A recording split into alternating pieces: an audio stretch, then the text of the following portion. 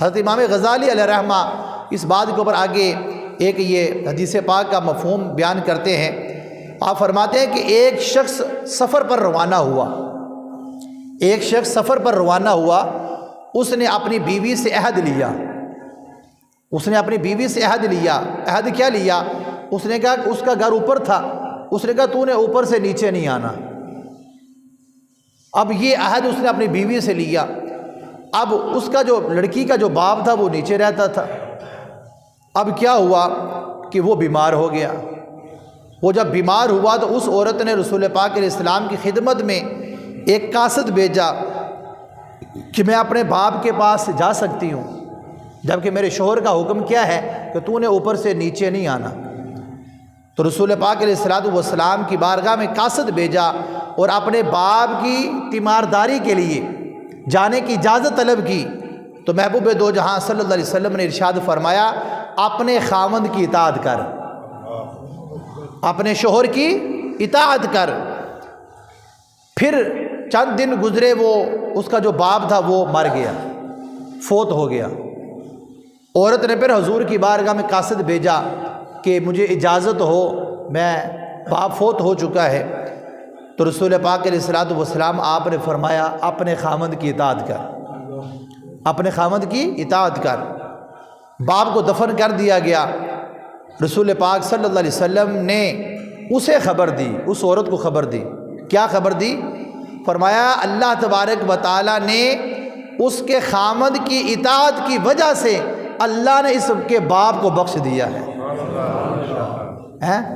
کہ اس عورت نے اپنے شوہر کی فرما برداری کی، اطاعت کی، اور اس کی اطاعت فرما برداری کی وجہ سے پروردگار عالم جل شانہ نے، دیکھ لو کتنا انعام اللہ نے عطا فرمایا کہ اس نے اپنے شوہر کی اطاعت کی، فرما برداری کی۔ رب نے فرمایا اگر تو نے شوہر کی اطاعت کی جا میں تیرے باپ کی بخشش کر دیتا ہوں۔ کتنا بڑا اعزاز ہے۔ یہ ہے اصل کے اندر اطاعت فرما برداری نکاح کا مطلب، کہ نکاح کرنے کے بعد یہ نہیں کہ عورت جو ہے وہ شوہر کی بات ہی نہ مانے، شوہر کی بات کو ہوا میں اڑا دے، تو کون ہوتا ہے؟ نہ، عزت والے گھرانے وہی ہوتے ہیں، عزت والے کہ جہاں پر خواتین اپنے شوہروں کی فرما بردار ہوتی ہیں۔ اور رسول پاک علیہ السلام نے یہ بھی ارشاد فرمایا، حضرت امام غزالی علیہ رحمہ یہ حدیث پاک روایت فرماتے ہیں، آپ فرماتے ہیں کثرت سے لعنت کرنے والی جو خواتین ہیں وہ بخشی نہیں جائیں گی۔ رسول پاک علیہ السلام میں جنت کے اندر میں نے دیکھا عورتیں بہت کم نظر آ رہی تھیں۔ پوچھا حضور اس کی کیا وجہ ہے؟ رسول پاک علیہ السلام نے فرمایا دو کام عورتوں کے ایسے ہیں کہ جس کی وجہ سے جہنم کے اندر عورتوں کی کثرت ہوگی۔ تو پوچھا حضور وہ دو کام کیا ہیں؟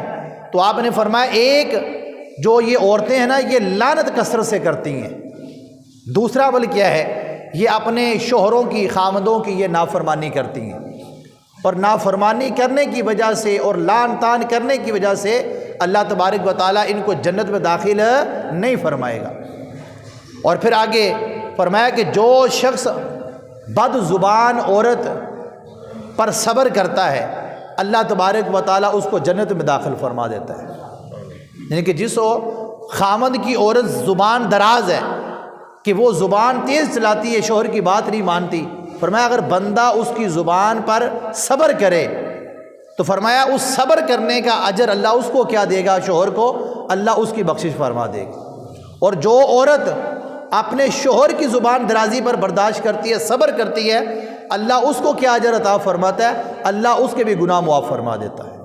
تو یہ جو صبر ہے، شکر ہے، نکاح کے معاملات کے اندر یہ غور و فکر کرنا چاہیے، اور جوان اولادوں کی نکاح کی طرف توجہ کرنی چاہیے تاکہ یہ معاشرے کے اندر جو یہ بد امنی، بے چینی اور یہ جو گناہ کا کام ہے اس سے ہم اپنے آپ کو بچا سکیں۔ اللہ تعالی ہم سب کو عمل کی توفیق عطا فرمائے، آمین ثم آمین۔